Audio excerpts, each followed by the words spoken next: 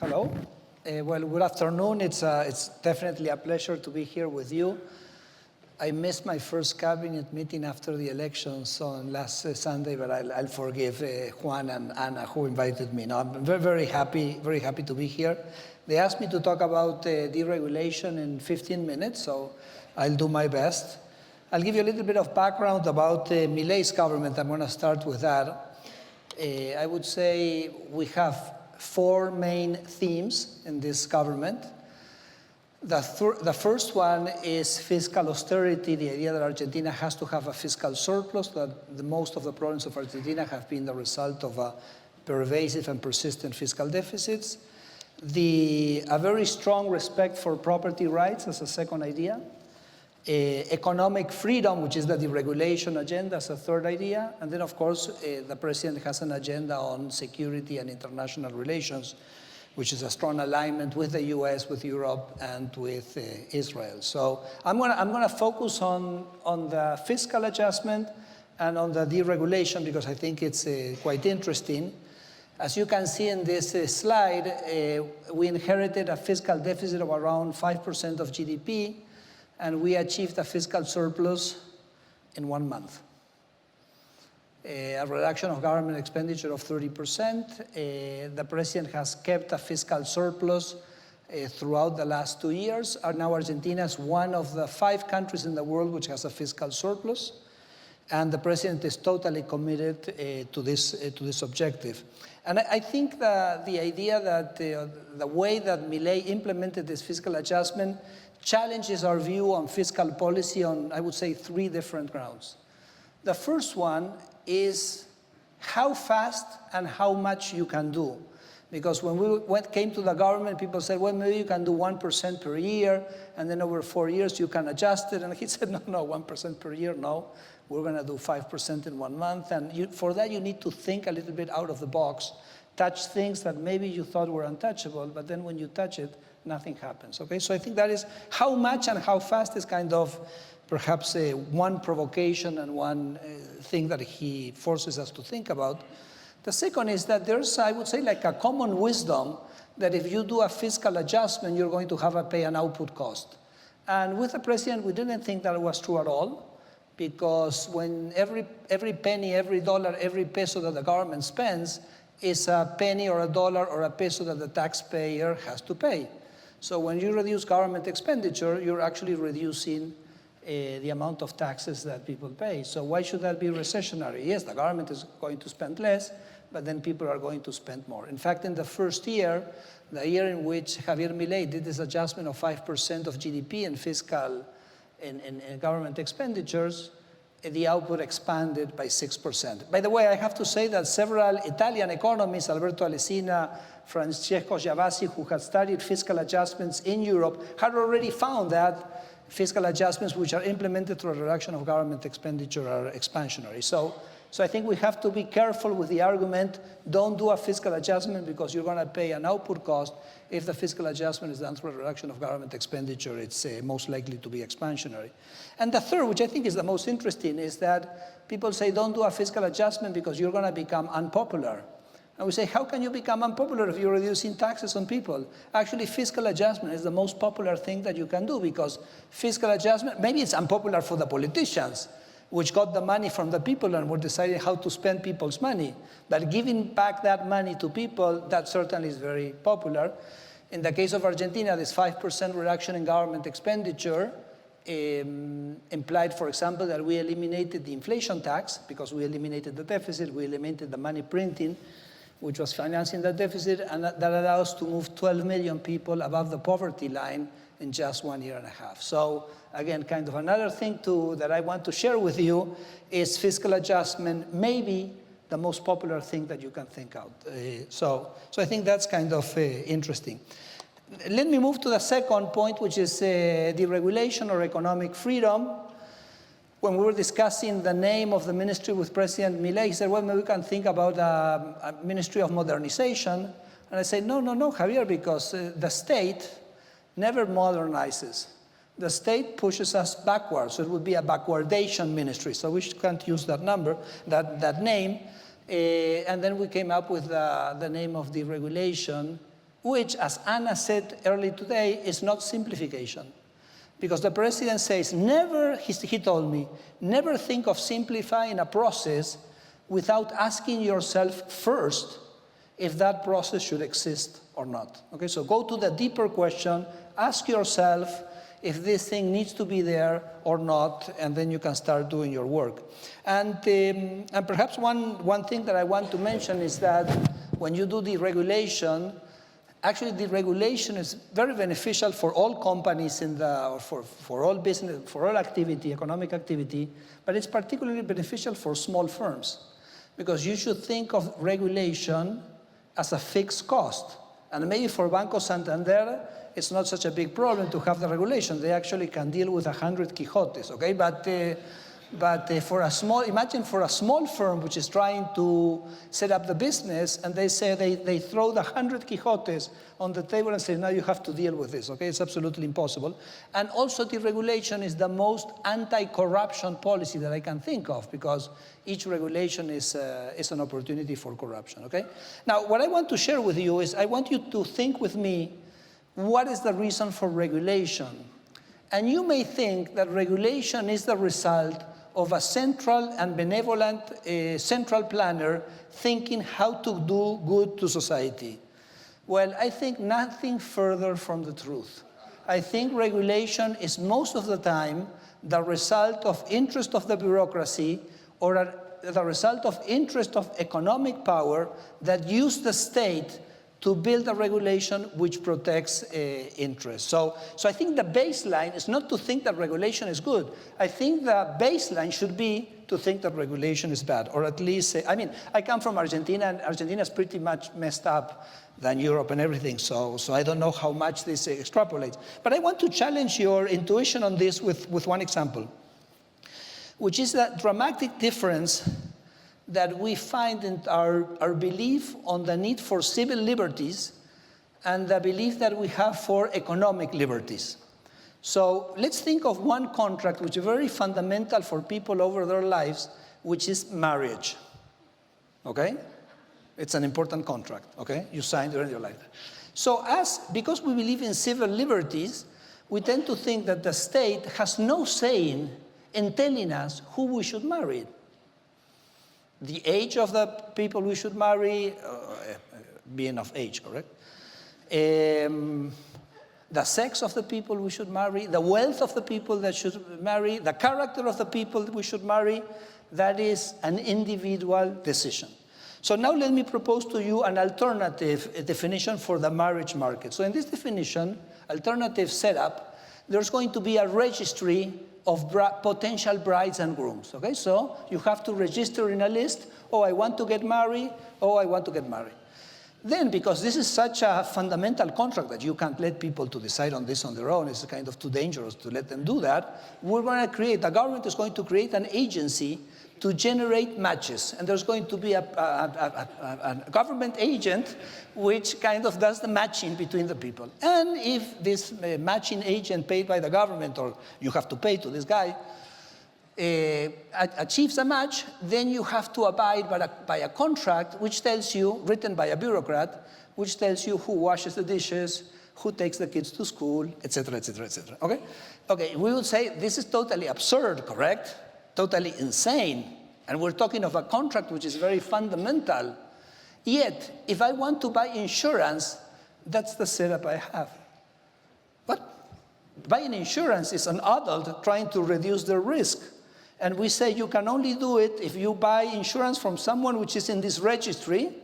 You're going to have to hire an insurance producer, which is a guy authorized by the state to teach you and protect you how you contract insurance, and then you have to abide by a contract written by the Superintendency of Insurance of what this insurance contract looks like. And I say, why? Why for marriage? We think that it's something that we have to decide freely, and of course, a lot of people may fail in this decision, correct? But if we want to do insurance, which is a contract to reduce risk, we think we have to put all this regulation on top of it. It just doesn't make any sense to me, okay? So that's kind of just to get us thinking, okay? is it really, we need regulation on all these things? Okay. I think if you want to be consistent, then we should regulate marriage. I don't know. And there's a lot of regulation which is the result of business interests. For example, Argentina, you know, is a very wide country. It's 6 times the size of Spain with the same population. When Milei got to government, the provision of satellite internet was forbidden. Say, why was it forbidden? Well, because there was a local internet producer didn't want the competition from Starlink, okay? So the regulation is not because someone was thinking, oh, it's good for Argentines not to have access to satellite internet. No, there was something that didn't want Argentines to have access to satellite internet. So Javier Milei, what he did in his 10th days in presidency, he eliminated that restriction. This is the number of Starlink clients in Argentina. In 2023, it was 0. Of course, there was no one. 2024 and 2025, 1 million people in Argentina today have access to internet through this. Government spending 0 pesos, just letting the market freely provide the services, okay? Now, let me just, because I have only 3 more minutes left, so let me just say that in order to generate I'm going to give you a couple of examples, but before that, before we pushed with the regulation agenda, we worked 2 years before Milei became president in a process where we reviewed all the laws of Argentina. I was a professor at Universidad Santander, so I sat with a team of 7 people and we started reading. And we classified the laws, and laws that should be okay, that are okay, laws that should be repealed, and laws that should be changed. Okay, and I developed a methodology to do this. The result was what you're seeing here. The pile on the left was the pile of laws that had to be eliminated. The pile on the right was the pile of laws that had to be changed. And, well, that was the change you had to do, in my view. And I think in politics, the person who wins the debate is the person that puts the paper on the table. You know, says, oh, this is what has to be done, and this is the way you do it. And I wanted to make sure that the president of Argentina, when he got into office, had the papers on the table, could execute, could act upon them. And then these 2 piles of paper became 2 pieces of legislation was an executive decree that Milei launched his 10th days in government, which deregulated ample sectors of the economy. I'll give you a few examples in a minute. And then the second was a basis law that we discussed for 8 months in Congress and also implemented an additional number of deregulations. If you count the number of articles in the laws, in resolution, in dispositions, which eliminate things that people have to do, which the government was asking them to do, we're at the count of 10,000 deregulations, things that we have eliminated, okay? Let me give you a few examples. Well, this is one which is quite interesting, which is that in the previous law, we had some kind sort of like rent controls, alquileres, which is rentals. They were totally regulated. We basically deregulated completely the market. There was no time limits, there was no currency, there was no conditions. You could sublet, I mean, nothing. The law says absolutely nothing. It's a contract between two private parties. And the decree of Milei, you see there, DNU Milei, that's the decree. And the orange lines is the supply of apartments in the rental market. The real price of rentals fell 30%. And this was a tremendous success. Another example that I want to give you is that we basically allowed for very small airlines. You have a plane with 6 seats, or you have a plane with 12 seats, or you have a plane with 19 seats. Well, call me. I'll allow you to run an airline, and then you can start connecting cities. And now 1 million people in Argentina have access to a commercial flight in relatively middle small cities, which when Milei came to government didn't have access. So, and these are the connections that you see of, which are new connections in Argentina.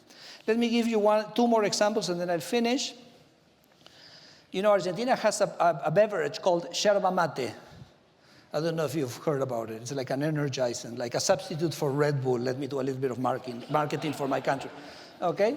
And it's a very competitive industry, hundreds of producers, hundreds of brands, everything. So what does Argentina do when you have a competitive market? Well, you transform it into a monopoly, okay? This is the things the state do. This is what governments do. So they basically created an institute where all the producers could get together and then push the price up to twice the market price. And that's the way that we were drinking mate, which 96% of Argentinian families consume at twice the price. So Milei, in his executive decree, we eliminated the regulation on prices on yerba mate. The price of yerba mate fell 44%, so it's a very significant fall. But the most amazing thing which has happened is that the exports of yerba mate are at a record time. Because I told the yerba producers, your job is not to charge the Argentine consumer twice the price of yerba mate. Your job is to conquer the world, because if you have a product that you send to 96% of Argentinian families, why couldn't you sell it to 10%, 15% of families in the US, okay? So we had a kind of a click, a change in the chip. We're not gonna exploit our local consumers, we're going to go out and conquer the world, and that was also the result of deregulation. Let me give you one last example, which is a kind of our, time's up. But can I do the last story? Okay, so this is kind of our, let's say, our story. You know, I basically open up my email and tell people, write to me and tell me how the state is making your life miserable, okay? And this is the way I say it in TV, okay?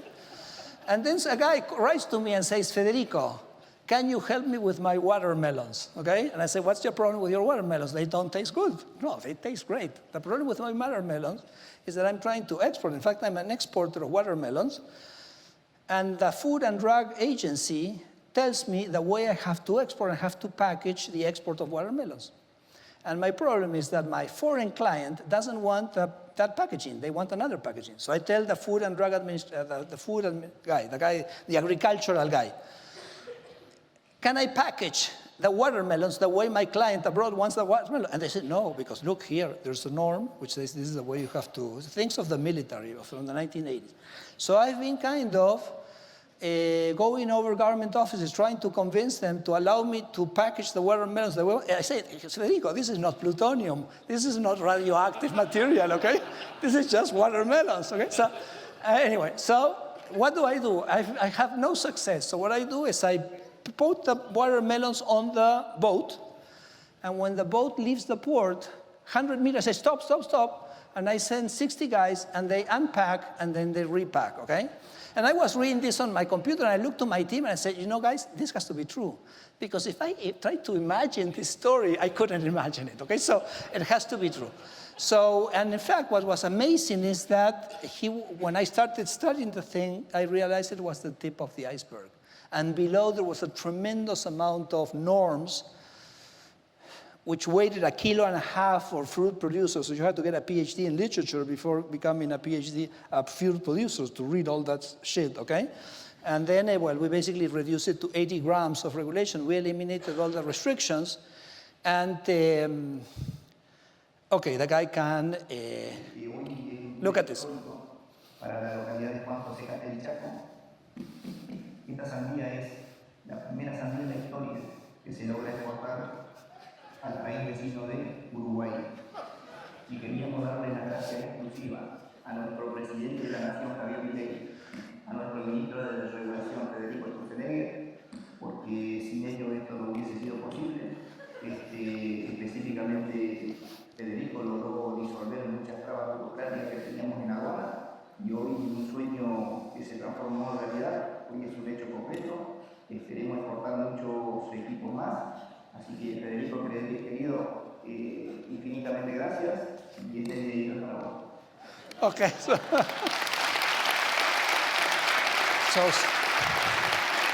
so small firms, big firms, this could not exist because of the intervention of the state. So that's why Javier Milei says, look, Maduro already used this. If not, your ministry should be called the Ministry of Happiness, okay?